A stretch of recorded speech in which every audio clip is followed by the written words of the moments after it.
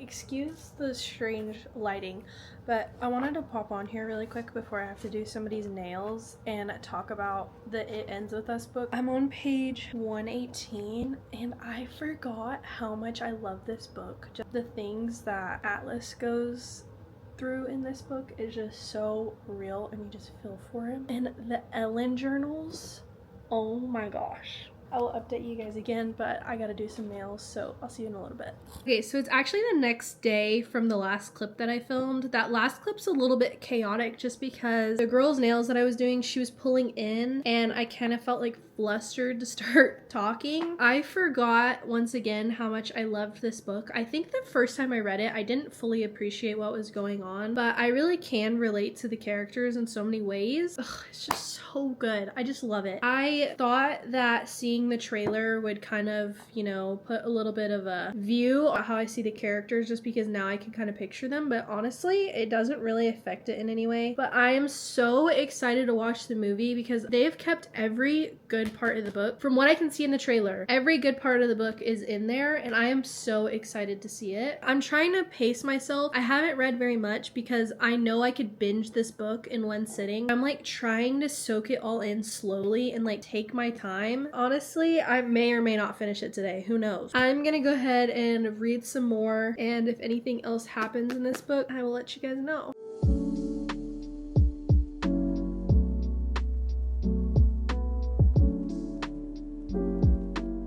Okay, I'm on page 138. I forgot that when she has an interaction with Atlas again, it's at the restaurant and he's their waiter. And I'm like trying to remember everything in my head and I'm like loving it because it's been a while since I've read this book to the point where I don't remember too much of like the fine details. I'm just gonna read it for you. Give me just a second. His name is Ryle. We met about a year ago. I instantly regret saying we met that long ago. It makes it sound like Ryle and I have been dating that long and we aren't even officially dating. And then she replies, "What about you? Married? Have a girlfriend?"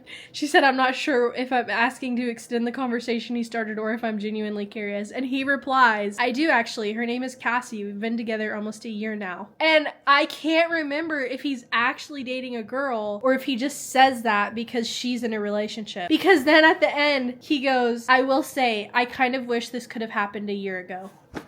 Flabbergasted. I completely forgot what their interaction was like. So it's like so fun reading it because like every chapter I'm unraveling it and it's like slowly my memory is piecing things together, but then there's just some things that I'm like, I can't remember if he was telling the truth on if he had a girlfriend or not. The last time I read this book, I think I gave it 4 stars. It wasn't my most favorite at the time, but I loved the sequel to this. Yeah, I will keep you guys updated on anything else. I am ready for part 2 of this book.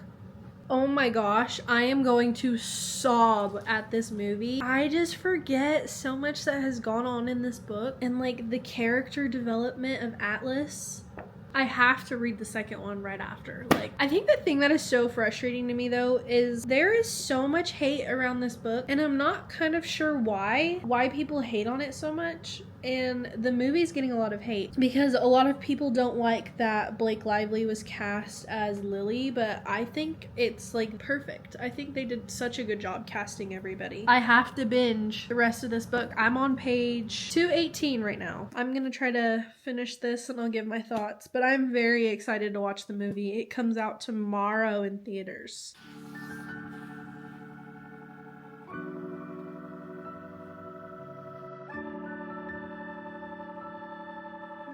I finally got to the part where she calls Atlas for help. There were so many red flags just waving and she just kept giving him a chance. I'm 271 pages in. Okay, I finished the book. It's been a while since I've given an update because I finished the book and I kind of wanted to sit and think about it. I originally rated this book 4 stars and I was trying to figure out why in the world I would do that. At the time, I remember I had just started getting back into reading and I didn't really read author's notes really ever. And the author's note in this book, it is so eye-opening because Colleen Hoover writes this book based on a personal experience, obviously. I think just knowing that after reading it and it like opening my eyes to everything she had to say, I, kind of sat with it after reading all of that. I was like, you know what? This book is going to be 5 stars because now that I've read the author's note, it's given me a lot more perspective on this book, and I know it's going to be a book that I think about a lot, especially now going to watch the movie. But if you haven't read this book, it's about Lily and Ryle, and Lily grew up in a small town in Maine where she meets a young homeless boy living across the street from her in an abandoned house at the time, and that's where we meet Atlas, and she kind of helps take care of him. And Lily grew up in a very abusive household where her dad abused her mom a lot, and her mom stuck around, and slowly Lily didn't really understand why her mom would put herself in that cycle. And then fast forward and Lily moves to Boston and her dad has passed away. It talks about how she meets Ryle and how they fall in love, and then obviously Lily finds herself in a situation where she's in an abusive relationship and Atlas pops back up into her life, and so you kind of see how she handles all of that.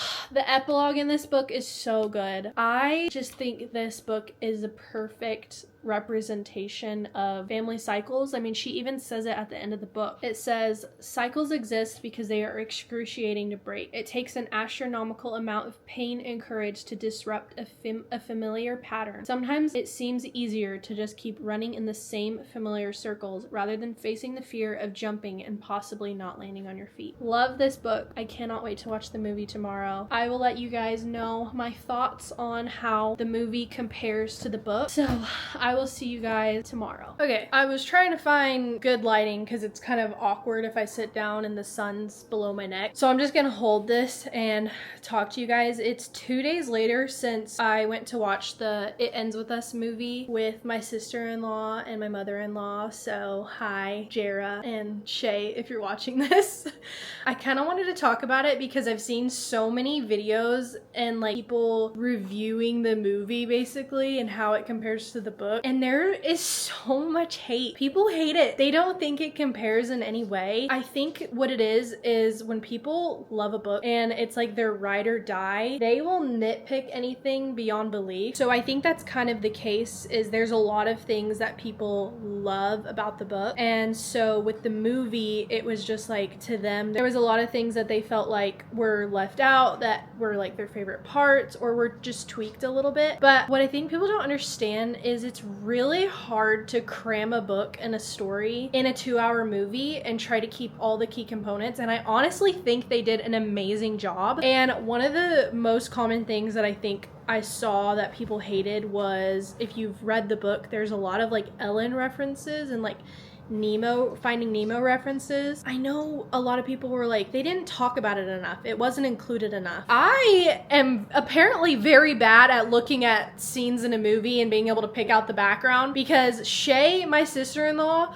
was like, oh, there were several scenes that they had posters referencing Nemo. And I was like, I only saw one. Like, she said there was a scene in the bedroom in the opening scene, and it was a Nemo poster. And then Atlas's restaurant has a Just Keep Swimming reference, which I know a lot of people were like, where's the reference? Where's the reference? The nursery, there's a little Nemo plushie, I think is what she said. So there's like Easter eggs that the main parts of the book are incorporated in the movie. I don't know. People will hate on anything. And I know a lot of people hate this book. And I'm not quite sure why, because to me, I think it's so awesome that Colleen Hoover not only wrote a book, but has a movie, and it plays a huge part of who she is and who her family is. And it's just like, I just don't understand why people don't like it. I genuinely don't. It like, as soon as we were out of the movie, I was like, I need a movie to the second book. And I saw an interview where they asked if there was gonna be a second movie. The main guy who plays Ryle in the movie is actually